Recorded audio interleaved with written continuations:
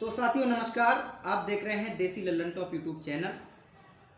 साथियों माफ़ी चाहेंगे, एक लंबे वक्त बाद आप लोगों के समक्ष उपस्थित होने जा रहा हूं। जैसा कि आप लोग जानते हैं, पूरे देश के निवेशकों की आवाज़ एकमात्र यूट्यूब चैनल देसी लल्लन टॉप यूट्यूब चैनल है, जो देश के कम से कम 38 करोड़ निवेशकों की आवाज़ अपने माध्यम से उठाने के लिए प्रयासरत रहता है। सरकार से जगाने को लेकर हमेशा कुछ ना कुछ अपने माध्यम से निवेशकों की आवाज़ आप लोगों के समक्ष पहुंचाते रहते हैं। आजकल चिटफंड कंपनियों के द्वारा लूटे गए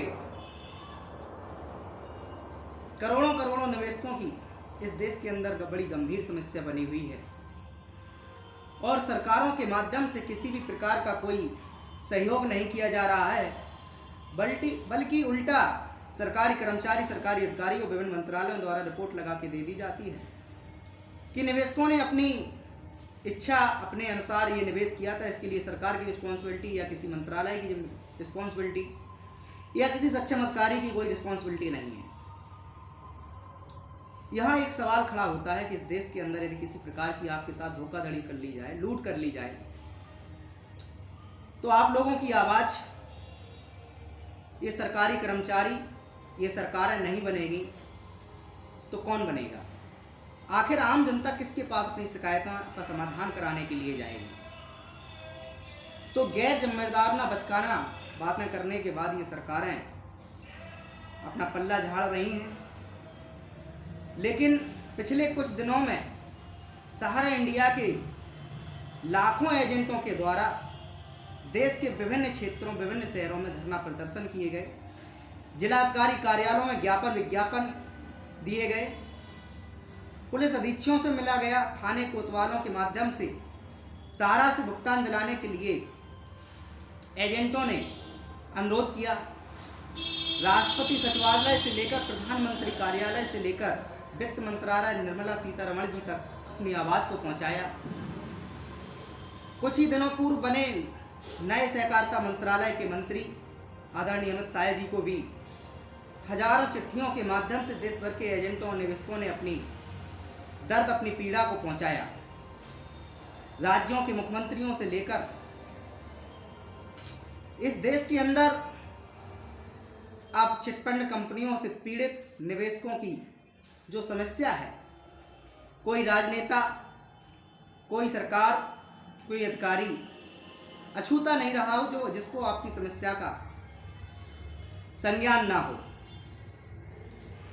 तो अभी शीतकालीन सत्र चल रहा है और चित्तौड़गढ़ के सांसद आदरणीय सीपी जोशी द्वारा सदन में चिटफंड कंपनियों के माध्यम से लुटे निवेशकों की आवाज़ को उठाया गया। उन्होंने पूरे सदन को अवगत कराया कि इस देश में सहारा, PACL, शारदा, आदर्श जैसी हजारों कंपनियां हैं जिसे किसी न किसी सरकारी एजेंसी द्वारा अथॉरिटी दी गई। इसके बाद उसने पब्लिक के बीच में जाके काम किया और उस सरकारी अथॉरिटी की अधिकारियों की मिलीभगत के कारण आज उन निवेशकों का भुगतान फंस गया है। तो पूरे सदन में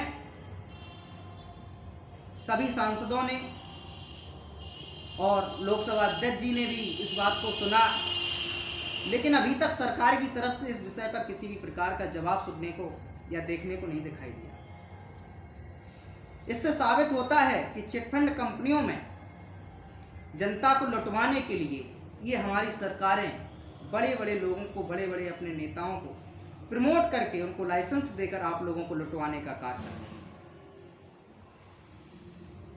जब देश के वित्त मंत्री को पता है आपकी समस्या, देश के सहकारिता मंत्री को पता है, देश के प्रधानमंत्री को पता है, देश के राष्ट्रपति को पता है, इसके बावजूद आपकी समस्या का निराकरण न किया जाना यही साबित करता है कि इन लोगों के द्वारा इस प्रकार की कंपनियों को खुली छूट दे दी गई है। तो आज जिस प्रकार से सहारा समेत दर्जनों कंपनियों का एजेंट, निवेशक एक प्लेटफॉर्म पर आकर देश के विभिन्न स्थानों पर धरना प्रदर्शन और अपने भुगतान के लिए लड़ाई लड़ रहा है, उसके लिए आज उसको धन्यवाद करना जरूरी पड़ेगा। साथियों, विभिन्न राज्यों के में चुनाव होते रहते हैं और हमारी आपकी आवाज़ किसी भी पार्टी के द्वारा उठाई नहीं जाती है, लेकिन अब 5 राज्यों में चुनाव होने वाले हैं। इस समय लाखों एजेंट अपने निवेशकों के साथ सड़कों पर भी उतरा हुआ है। अगर सदन के किसी सांसद ने संसद के अंदर ये मुद्दा उठाया तो स्वाभाविक है कि सरकार को भी अब लगने लगा है कि यदि हमने चिट फंड निवेशकों की समस्या को नहीं सुलझाया तो ये हमारी तख्ता पलट देंगे। तो आज का ये वीडियो बनाने का मकसद था कि यह सरकार क्या हमारा आपका मामला निपटा पाएगी। साथियों, समस्या कहाँ आ रही है? सहारा ने सेंट्रल रजिस्ट्रार के मुख्य सचिव विवेक अग्रवाल द्वारा बताया है कि 4 सोसाइटियों के माध्यम से कम 4.5 करोड़ लोगों का 86,000 करोड़ रुपए अपने पास जमा करवा लिया है। यदि उसमें ब्याज भी जोड़ दिया जाए तो वह भुगतान आज के समय में कम से कम 1.25 लाख करोड़ रुपए है। तो क्यों नहीं सरकार इस प्रकार की व्यवस्था करती कि सहारा जैसी जितनी भी कंपनियां हैं वो अपने अथॉरिटी में ले और सरकार एक बजट निर्धारित करे। जब कंपनी के पास सरकार खुद अपने पास से बता रही है कि 3 लाख करोड़ का साम्राज्य है, 2 लाख करोड़ रुपए का उनकी संपत्तियां हैं, तो क्यों निवेशकों को आज आत्महत्या जैसे कदम उठाने पड़ रहे हैं? क्यों एजेंटों को आत्महत्या करनी पड़ रही है?